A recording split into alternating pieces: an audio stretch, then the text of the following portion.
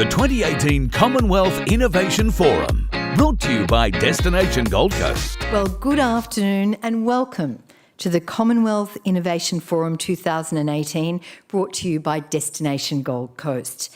You know, we know innovation is the key to our future.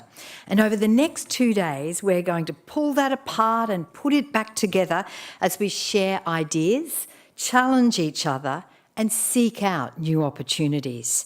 So many terrific speakers and panels from the world over, and I, for one, feel very proud to MC this event. My name is Madonna King. I'm a journalist and an author, and if there is any way I can make your day more comfortable, please let me know. Up the road, on the Gold Coast, the best in the Commonwealth are competing for the medal dice. So much hard work, individually and in teams, has gone into performances which will help those athletes shine. But it's no different in this room, where you have worked as hard, confronted challenges that are much bigger. But the rewards offered by innovation are huge, because they not only change people and communities, but entire countries. And that is exciting. A few housekeeping matters before we set sail. I will urge all moderators to keep introductions to a minimum. All the bios are in your pack. The bathrooms are out the door you entered and to my left. And I would ask that you check that your mobile phones are now on silent. In the unlikely event of an emergency, we would just follow closely the instructions given to us by staff. The conference app instructions are on display and you have copies of that. If there are any problem, please see the front desk and they will sort that out. The Wi-Fi username is BCEC for Brisbane Convention Centre. BCEC link, there's no password required, but this is the way via the app that you can ask questions of our panels, and I would encourage you over today and tomorrow to do that. TCIF is Life Science Queensland initiative, and you can see the rigour in the program over the next 2 days. A shout out also to Virgin Australia. It's LSQ's travel partner and is helping LSQ members travel to bio at special rates, but is also providing business class tickets to enable us to bring guests here for Innovation Week and Oz Biotech, and it's a partnership we really value. We are being live streamed across the globe this afternoon via the TCIF website. Please make sure you tell your friends. Now, to get us underway, let me introduce you to the Prime Minister of Malta, Dr. Joseph Muscat, who is also the Commonwealth Chair-in-Office. Please join me in giving him a real Queensland welcome.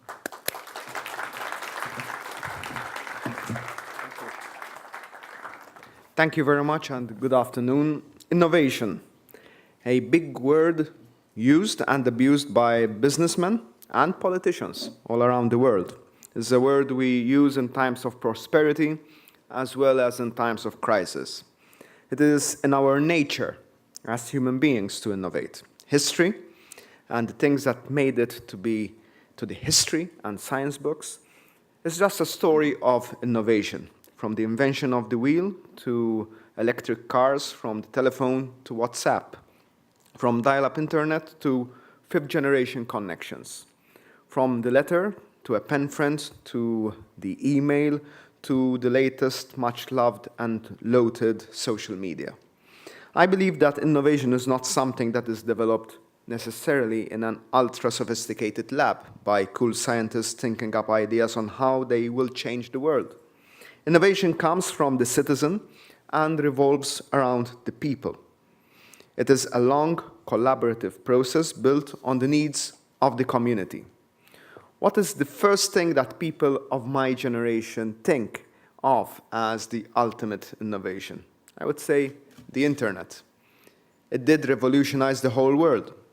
Internet, websites, the rise of the emails, messaging apps, social media, and those were all great innovative ideas that did not come necessarily out of a lab, but were based on the needs of communities, of families, of friends, of businesses.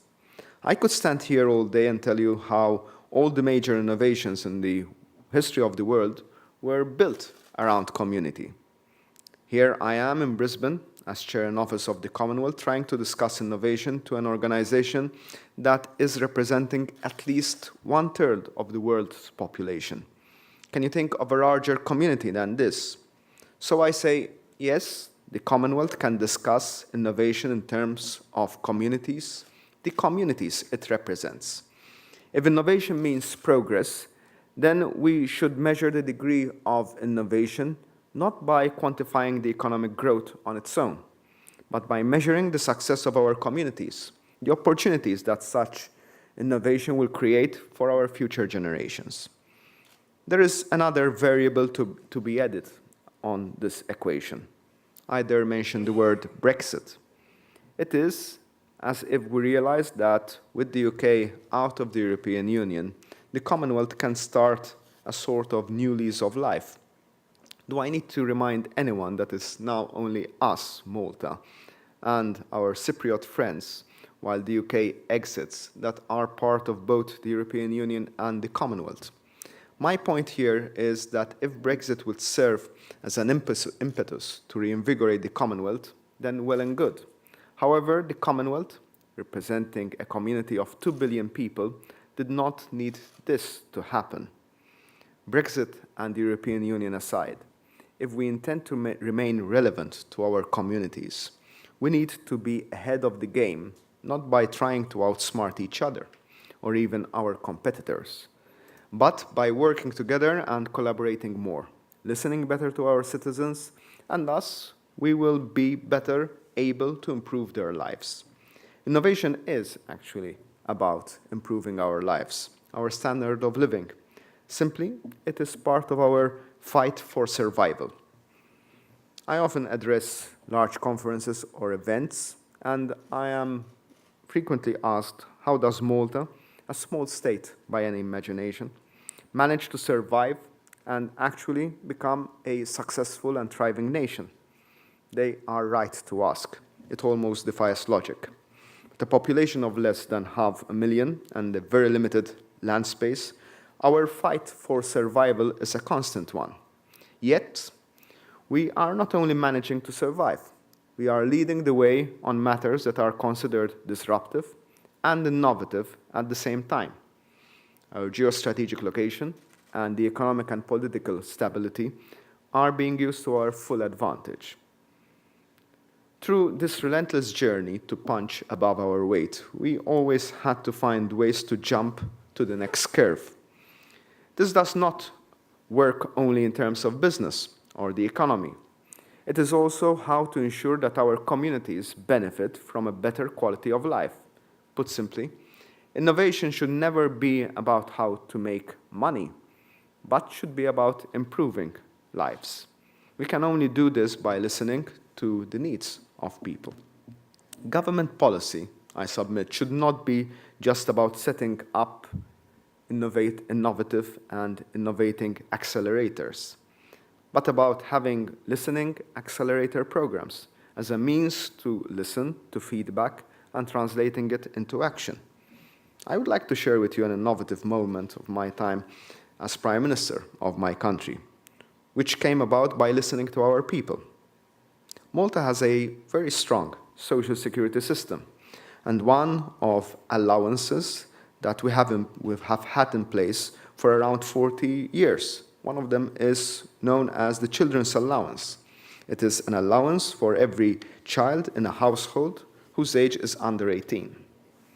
So we had all the geniuses in the world working around these systems for so many years. Yet, one day, a mother sent me an email asking me a very simple question. Why is it that government does not move forward the date the allowance is sent to parents to coincide with the start of a new scholastic year, given that the bulk of expenses for children are made at the very start of every September in our case? Before, we used to send out these allowances at the beginning of October. I thought it made sense.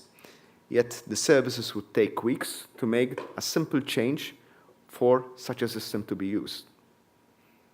We did it at the end of the day, making a huge difference in the life of many families.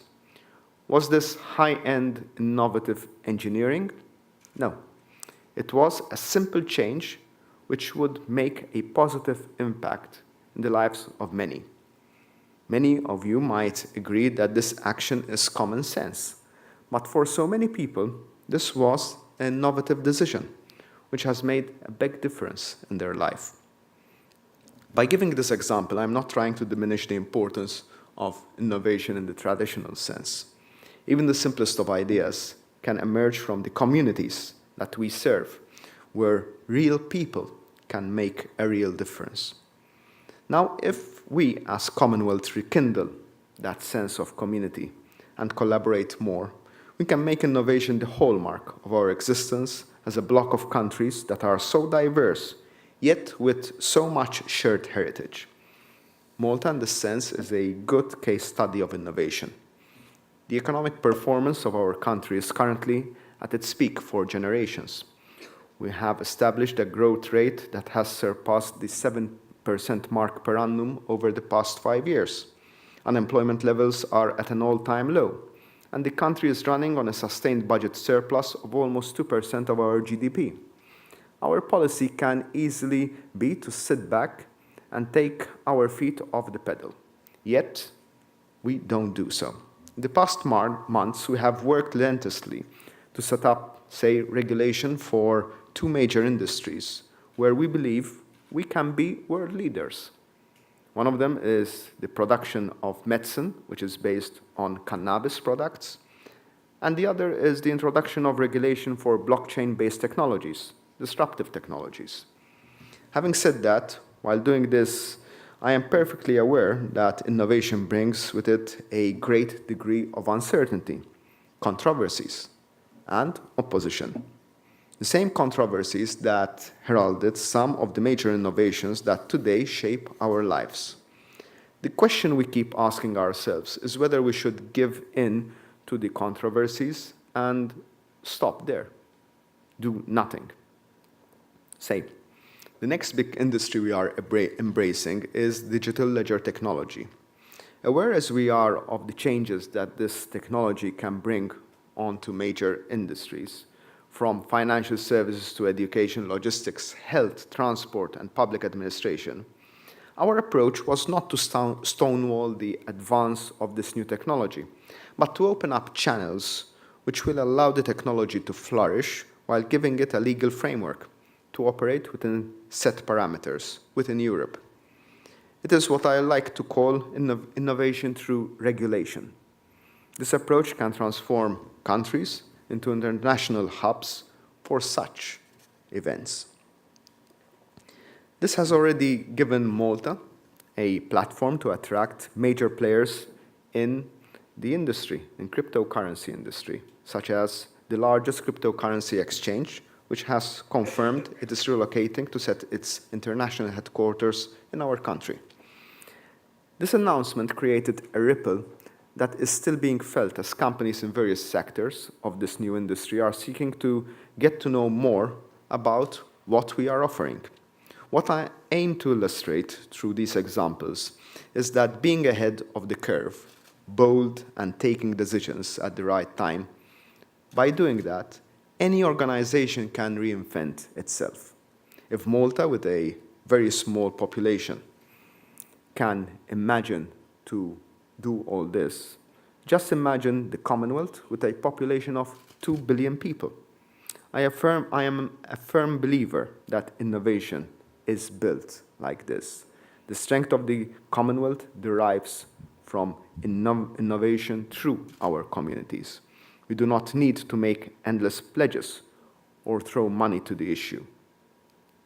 I will attempt finally to put forward one very simple idea: to collaborate, to pool common concerns and challenges with which Commonwealth countries face and share, and in doing so, we can share each other's experience, expertise, and technology. We can start by exchanging students using this area as a plan, part of a plan of action. We need more young people to strive for careers as scientists, engineers, and inventors. We need to pool teams with the best minds in the Commonwealth to work together on specific problems that are being faced by our communities. Innovation is not a new notion. It is older than the wheel. At every crossroad in humanity, you will find that communities manage to change attitudes or use technology to solve problems or even to survive. Innovation is perhaps a natural instinct that one resorts to when everything else fails. The world has changed, and the common challenges we face are extremely real. There is one clear form of innovation which does not fail. That is to change with times, change more, and keep changing by listening every day. Thank you very much, and all the best for the conference.